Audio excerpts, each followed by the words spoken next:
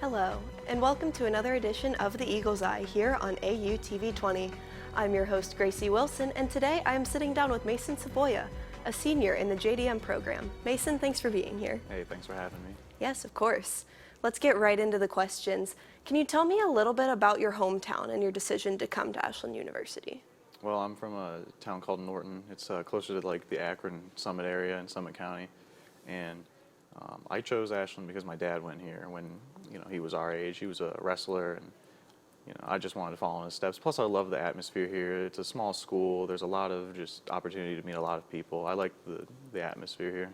Yeah, that small town feel, is that kind of what you wanted to stick close to? Absolutely. I mean, I couldn't imagine myself in a giant like campus with like tons of people. It would feel kind of overwhelming for me personally. Right.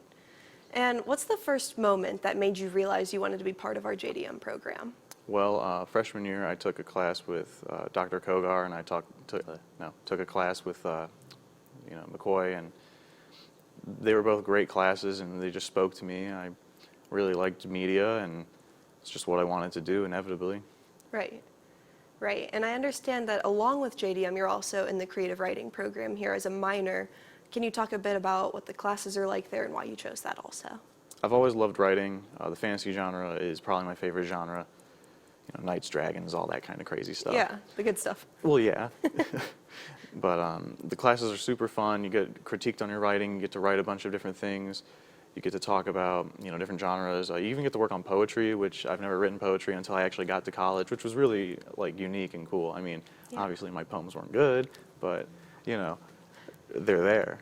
Yeah, you have that body of work built up. That's the important part. Yeah, you have a portfolio made. Yeah. And I heard that along with that, you were also interested in writing a novel. Can you tell me a little bit more about that, your ideas with it, what you're doing there? Yeah, so when I was a freshman in high school, my parents encouraged me to write a novel, and it was about this kid who was like the prince of a kingdom, and he needed to like stop this evil wizard from getting revenge on him because of like his father banishing him. It's I don't even remember it. It's been, I want to say like 6 or 7 years since I actually like wrote the whole thing, but we never like took advantage of it or anything. But my parents loved it, and I love fantasy. It's always been my favorite genre, and I would really love to publish a novel at some point in my life. Yeah.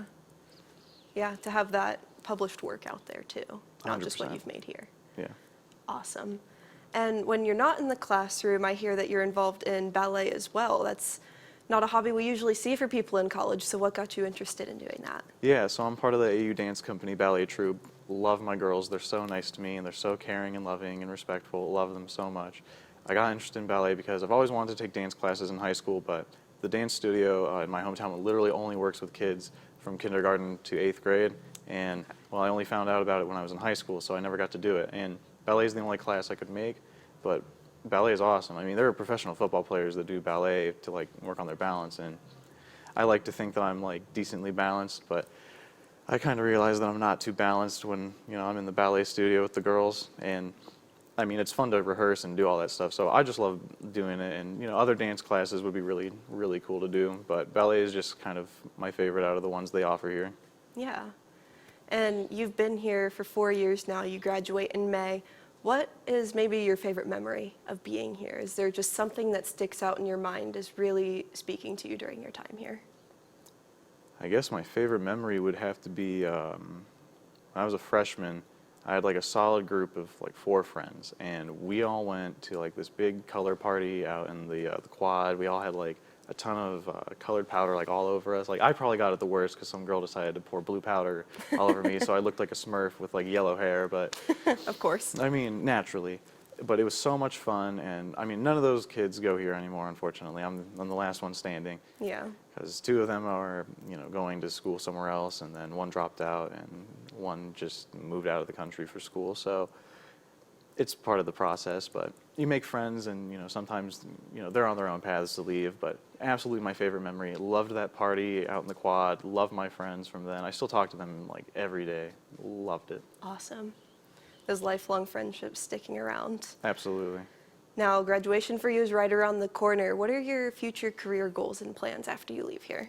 Hopefully I can combine my creative writing minor with my major to maybe work in the advertising business. I would love to write like scripts or like storyboards for commercials. I really want to work with maybe like K Jewelers or something like that to like just have some different like portfolio work done. Yeah. But I mean, I could always maybe do YouTube or something like that, as crazy as that might sound. Not so crazy in today's world, but Probably not. yeah. Well, thank you so much, Mason, for stopping by, and good luck with your career path after graduation. That's it for this episode of The Eagle's Eye. I'm your host, Gracie Wilson, reminding you to follow us all across social media at AUTV20, and we'll see you again soon for another edition of The Eagle's Eye. So long, everyone.